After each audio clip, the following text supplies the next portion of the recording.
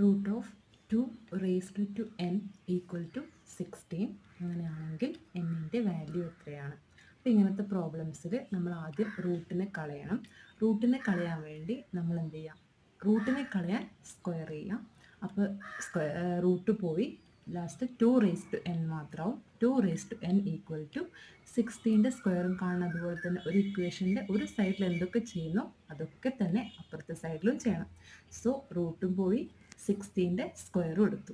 So 2 raised to n equal to 256 എന്ന് കിട്ടും.